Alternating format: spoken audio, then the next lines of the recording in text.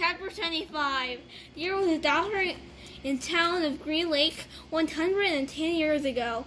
His name was Dr. Hawthorne, and whenever people got sick, they would go see Doc Hawthorne, but they would also see Sam the Onion Man. "Onions! Sweet fresh onions!" Sam would call, and he and his donkey Mary Lou walked up and down the dirt roads of Green Lake. Mary Lou pulled a cart full of onions. Sam's onion field was somewhere on the other side of the lake. Once or twice a week, he would draw across the lake and pick a new batch to fill the cart. Sam had big, strong arms, but it would still take all day for him to draw across the lake and another day for him to return. Most of the time, he would leave Mary Lou in a shed, which the workers let him use at no charge, but sometimes he would carry Mary Lou on his boat with him. Sam claimed that Mary Lou was almost 50 years old, which was and still is extraordinary old for a donkey. "She eats nothing but raw onions," Sam would say, holding up a white onion between his dark fingers. "It's nature's magic vegetable. If a person ate nothing but raw onions, he could live be 200 years old." Sam was not much older than 20, so nobody was quite sure that Mary Lou was really as old as he said she was. How would he know? Still, nobody ever argued with Sam, and whenever they were sick, they would go not only to Doc Hawthorne, but also to Sam. Sam always gave the same advice: eat plenty of onions. He said the onions were good for digestion, the liver, the stomach, the legs, and the heart and the brain. If you don't believe me, just look at old Mary Lou here. She's never been sick a day in her life. He also had many different ointment,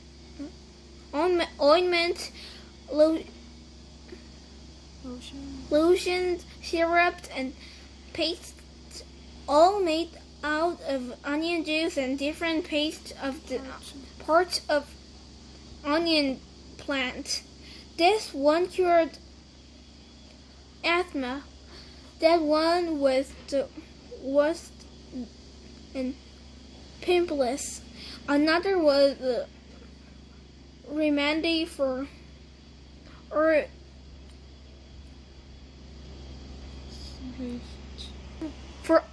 arthritis. He even had special ointment he claimed would cure baldness. Just rub on your husband's head every night, then he's sleeping. Miss Carlingwood and his hair would be as thick and as long as Mary Lou's tail. Now Hawthorne did not resent Sam. The folks of Green Lake were afraid to take chances. They would get regular medicine from Doc Hawthorne and onion concoction from Sam. After they got over their illness, no one could be sure, not even Doc Hawthorne, which one of the two treatments had done the trick. Doc Hawthorne was almost completely bald, and in the morning his head often smelled like onions. Whenever Catherine Barlow brought onions, she always brought an extra one or two and would let Mary Lou eat them out of the hand. "Is something wrong?" Sam asked her one day as she was feeding Mary Lou. "You seem distressed." "No, just the weather," said Miss Catherine. "It looked like rain clouds moving in." "Me and Mary Lou, we like the rain," said Sam. "Oh, I like it fine," said Miss Catherine as he rubbed the donkey's rough hair on top of its head. "It's just that the roof leaks in the schoolhouse." "I can fix that," said Sam. "What are you gonna do?" Catherine joked. "Fill the holes with onion paste?" Sam laughed. "I'm good with my hands," he told her. "I'll build my own boat. If it leaked, I'd be in big trouble." Catherine couldn't help but notice his strong, firm hands. They made a deal. He agreed to fix the leaky roof on exchange for $6 of spiced peaches. It took Sam a week to fix the roof because he could only work in the afternoons. After school let out before night class began, Sam wasn't allowed to attend classes because he was Negro, but they let him fix the building.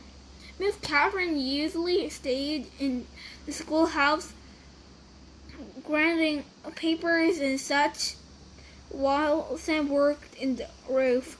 She enjoyed what little conversation they would be able to have, shooting up and down to each other. She was surprised by his interest in poetry. When she took a break, she would sometimes read a poem to him. One occasion, she would start to read a poem by poet for Longfellow, only to hear him finish it for her from memory. She was sad when the roof was finished. "Is something wrong?" he asked. "No, you did a wonderful job," she said. "It's just that the windows wouldn't open. The children and I would enjoy a breeze, not and then." "I can fix that," said Sam. She gave him 2 more jars of peaches and Sam fixed the windows. It was easier to talk to him when he was working on the windows. He told her about the secret onion field on the other side of the lake, where the onions grow all year round and the water runs uphill. When the windows were fixed, she complained that her desk wobbled. "I can fix that," said Sam. The next time she saw him, she mentioned that the door wasn't hung straight, and she got to spend another afternoon with him while he fixed the door. By the end of the first semester, Onion Sam had turned the old rundown schoolhouse into a well-crafted, freshly painted jewel of building that the whole town was proud of. People passing by would stop and admire it. "That's our schoolhouse. It showed how much we value education here in Green Lake." The only person who wasn't happy with it was Miss Catherine. She'd run out of things needed to be fixed. She sat at her desk one afternoon listening to the pitter-patter of the rain on the roof. No water leaked into the classroom except for the few drops that came from her eyes. "Onions, sweet onions," Sam called out on the street. She ran to him. She wanted to throw her arms around him, but couldn't. bring himself to do it. Instead, she hugged Mary Lou's neck. "Is something wrong?" he asked her. "Oh, Sam," she said, "my heart is breaking." "I can fix that," said Sam. She turned to him. He took a hold of both of her hands and kissed her. Because of the rain, there was nobody else out on the street. Even if there was, Catherine and Sam wouldn't have noticed. They were lost in their own world. At that moment, however, Hattie Packer stepped out of the general store. She wouldn't see her, but she saw them. She pointed her quivering finger in their direction and whispered, "God will punish you."